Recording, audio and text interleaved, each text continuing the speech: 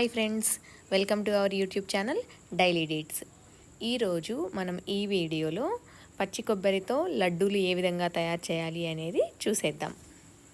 ఇక్కడ నేను 1.5 టెంకాయ వరకు అంటే 3 చిప్పల వరకు నేను పచ్చి కొబ్బరిని సన్నగా కట్ చేసి పెట్టుకున్నానండి. మనకి ఎంత వీలైతే అంత సన్నగా కట్ చేసి పెట్టుకోవాలి. నెక్స్ట్ ఇలా కట్ చేసిన పచ్చి కొబ్బరిని మిక్సీ జార్లోకి ట్రాన్స్ఫర్ చేసుకుంటున్నాను. మిక్సీ జార్లో మరీ ఎక్కువగా వేయకుండా ఈ వీడియోలో చూపిస్తున్నట్లుగా కొంచెం కొంచెం వేసుకోవాలి. కొబ్బరిని మిక్సీ పట్టుకోవాలి.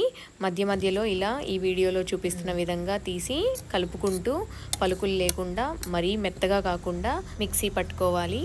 ఇలా మిక్సీ పట్టిన కొబ్బరి మొత్తాన్ని ఇంకొక బౌల్లోకి ట్రాన్స్ఫర్ చేసుకుంటున్నాను. నెక్స్ట్ స్టవ్ వెలిగించి ఒక ప్యాన్ పెట్టుకొని అందులో నేను కొన్ని నువ్వుల్ని యాడ్ చేస్తున్నానండి. నువ్వులు వేస్తే లడ్డు టేస్ట్ అనేది బాగుంటుంది, అందుకని మేము యాడ్ చేస్తున్నాం. ఇది ఆప్షనల్, ఎవరిష్టం వాళ్ళది. ఈ నువ్వులను దోరగా వేయించుకోవాలి. వేయించుకున్న తర్వాత వీటన్నిటిని ఒక ప్లేట్లోకి ట్రాన్స్ఫర్ చేసుకుంటున్నాను. నెక్స్ట్ ఈ మిక్సీ జార్లో చూపిస్తున్నది యాలకుల పొడి. దీన్ని కూడా మిక్సీ వేసుకొని రెడీగా పెట్టుకున్నాను. ఇంత అవసరం లేదు, మేము ఇంట్లో కానీ చాలా ఎక్కువ మిక్సీ వేసేసాం. జస్ట్ కొంచెం ఒక 1/2 టేబుల్ స్పూన్ సరిపోతుంది. మనం నువ్వులు వేయించుకున్న ప్యాన్లోనే ముందుగానే మిక్సీ పట్టిన పచ్చి కొబ్బరిని కూడా వేసి వేయించుకోవాలి.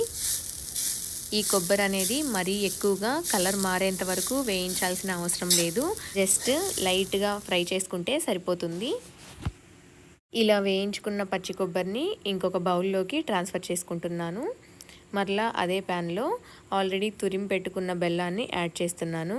ఇక్కడ మెజర్మెంట్ వచ్చేసి 3 చిప్పల వరకు కొబ్బరి తీసుకున్నాను నేను. దానికి 400 గ్రామ్స్ వరకు బెల్లాన్ని యాడ్ చేస్తున్నాను. 3 చిప్పలు నేను పెద్ద సైజువే తీసుకున్నాను. ఈ బెల్లం మొత్తాన్ని కొంచెం లైట్గా వాటర్ యాడ్ చేసుకొని ఇది మొత్తం బాగా కరగబెట్టుకోవాలి. కరగబెట్టుకున్న తర్వాత ముదురు పాకం వచ్చేంత వరకు మనం ఈ బెల్లాన్ని కరిగించాలి. ముదురు పాకం అంటే ఎలా చూసుకోవాలి అనేది ఈ వీడియోలో చూపిస్తున్నాను చూడండి.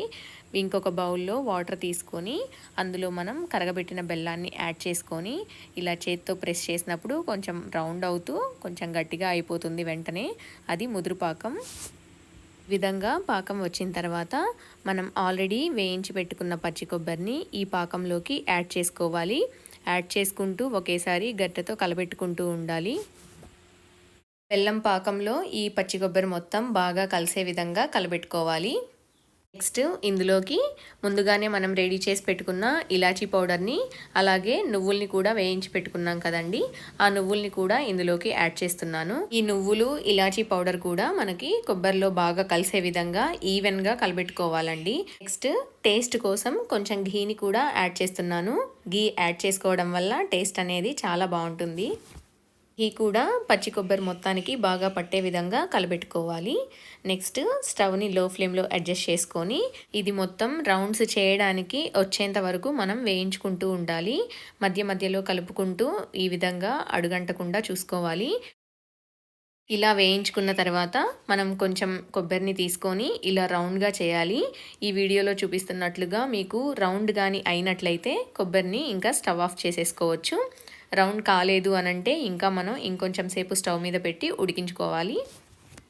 మనకి రౌండ్గా ఉండల్లాగా అవుతుంది కాబట్టి ఈ స్టేజ్లో మనం స్టవ్ ఆఫ్ చేసేసుకొని ఒక 15 to 20 మినిట్స్ ఆరబెట్టుకోవాలండి. కొబ్బరి మొత్తం కొంచెం ఆరిన తర్వాత మిగిలిన వాటన్నిటినీ కూడా రౌండ్స్గా చేసేసుకోవాలి. అప్పుడు మనకి కొబ్బరి లడ్డూలు అనేవి తయారైపోతాయి. చూస్తున్నారు కదా ఈ వీడియోలో ఎంత జ్యూసీగా ఎంత బాగుందో.